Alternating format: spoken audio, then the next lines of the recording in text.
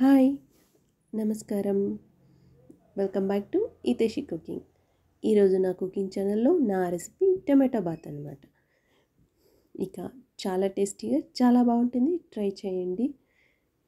చేసే విధానం అయితే చూసేద్దాం. కుక్కర్ పెట్టుకొని అందులోకి నెయ్యి కానీ నూనె కానీ వేసుకొని స్పైసెస్ వేసుకుందాము.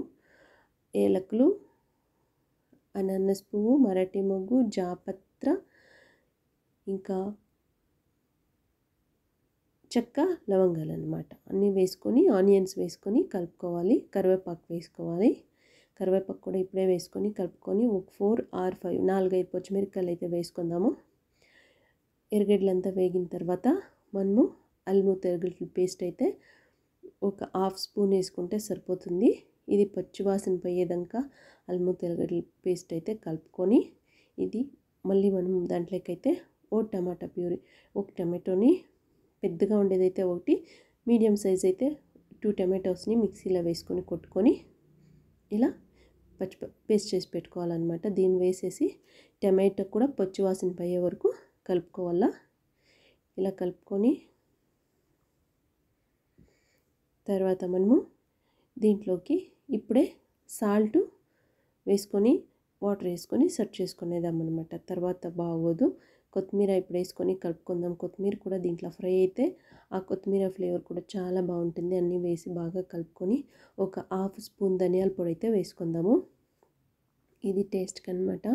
వేసుకొని కలుపుకొని తర్వాత మనం ఇందులోకి 1 కప్ రైస్ పెట్టుకుంటే 2 కప్స్ మెజర్మెంట్లో వాటర్ వేసుకుందాం. నేను 3 కప్స్ పెట్టుకున్నాను కాబట్టి 6 కప్స్ వాటర్ అయితే యాడ్ చేసుకుంటా ఉన్నాను.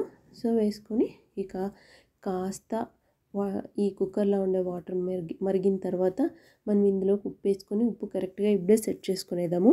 ఉప్పు సెట్ అయిన తర్వాత మనం ఇందులోకి బియ్యం వేసుకొని ఒక 2 విజిల్స్ వేసి దింపేసుకుంటే చల్లగా చేసుకుంటే టమాటా బాత్ అయితే రెడీ అయిపోతుంది.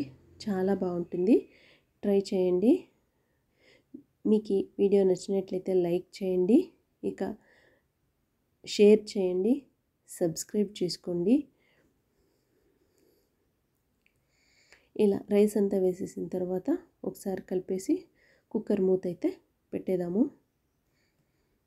ఇది మార్నింగ్ తినేకి కానీ లేదు లంచ్ బాక్స్, పిల్లలు రైస్ ఎత్తుకుపోతారు కదా లంచ్ బాక్స్లోకి, వాళ్ళకైతే చాలా బాగుంటుంది.